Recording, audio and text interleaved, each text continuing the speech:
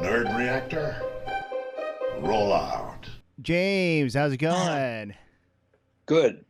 Yeah, so Tulsa King, new season. You're in it. It's not the episode's not out yet, but I want to give you or like have you talk about it. Just a little teaser, a little taste of you and Stallone, and that just like being able to act opposite each other, and it does get tense. And so, what can you tell us about that scene? That it's like the you guys are sitting across from each other. Well, it was I had met Sly briefly over the years. Hi, how are you? And I've been an admirer of his work, for years. And you got to kind of block that out in a sense when you're working with someone. You work with someone that you've seen for years and admire, and then you're actually in the room with them working. So it's like kind of a divide. You have to like put that aside and then you know get to work. But it was amazing. I mean, we were on the same page, and we come from basically kind of the same backgrounds, and so there's a connection there to start. And then during the scene we improv a little bit, and we tried this and that, and I think it turned out to be a great scene. Yeah, and like for you, James, like I feel like this is if for someone to cast someone as Quiet Ray, like this guy would be the guy to go like just toe to toe. And these scenes, I think, delivers like, oh, I don't want to mess with him. Yeah, and it worked, and it felt so right. That's the main thing. Sometimes you do a scene, and it doesn't click, and it doesn't. There wasn't 1 second of not connecting. You know. Yeah, and I was wondering because there's a part where like the let's say the emotions they run high. There's a lot of tension.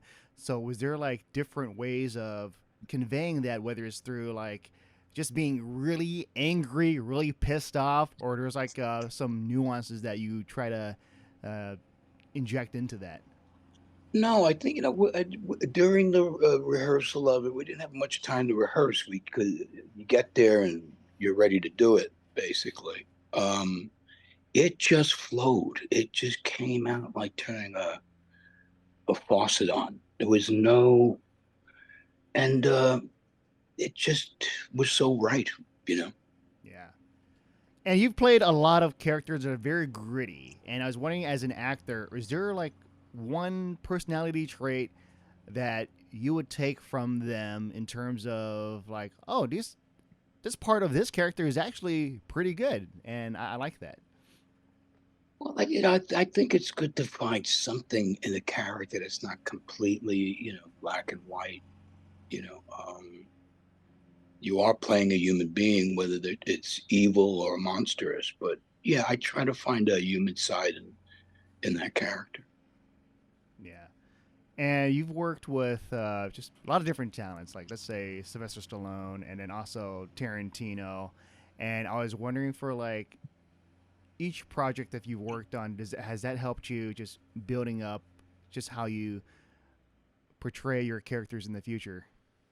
Yeah, I think so. I think subconsciously, yeah. I mean, 'cause you're not aware of it when you're doing it, but it's almost like downloading, information into a file all these years. I mean, I've been doing it, what, 40 years, something like that. I think it's all stored up, and then it's like going on a computer. You pull it up, when needed. And I was wondering, out of all your roles that you've played, because you played tough characters. Is there one that just stands out for you? Like, this is the toughest character I've ever played. I don't think in those terms. I don't, Yeah. I very rarely will go back and readdress, or there's a lot of movies I've done I haven't even seen. Seriously, there's got to be at least 160 something. I lost track. I maybe 100 of them I've seen. Oh wow. So yeah, that would be a lot to try to keep track of. But Yeah. I guess for let's say fans coming up to you, what would be like that one role where they would recognize you from the most?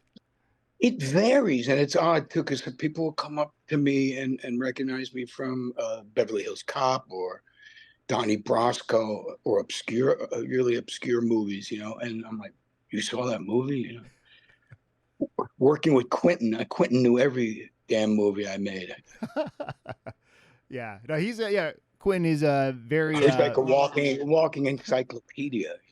oh yeah, and I guess yeah. Let's say work with Quentin Tarantino in Django, like just being in that playground of someone that loves a lot of movies, just remembers a lot of just details. What was that like? Well, it's great. It's great when you're working with someone that has an appreciation for cinema. You sometimes you work with directors. You mention this movie or that movie. I never saw that. What about that movie? I never saw that. It's like mind-boggling how ignorant some directors can be as far as the history of cinema. With Quentin, it's amazing. I mean, I remember he was surprised that I knew. Because I love Mario Bava, the Italian horror director. I think he was shocked that I actually knew who Mario Bava was. So that was great going back and forth on Bava movies. Oh yeah, I guess with like just cinema for you, is there that one comfort movie that you would go back to, just to watch over and over again? Really, my taste is so eclectic that I'll go from, silent movies to noir to French cinema. It's all over the place. It's all schizophrenic taste. Yeah, and going back to Tulsa King of this, there's just so many different moving parts in this because you're in this, you're not on the New York side, and then there's the Kansas City side. And I was wondering for you, like, what was it like just to be in this big ensemble cast of just these heavy hitters? Well, what was odd about it, I never jumped into something that was pre-existing. You know what I mean? A show that was already there. So it was kind of odd to watch the first two seasons, and then you go there and you see the sets and you see the characters walking around. So that I never was involved in that situation before. So that was kind of interesting. Yeah. And I guess with that, that's all the time I have, James. But just want to say it's a pleasure chatting with you, and can't wait for people to watch that episode. Great, thank you.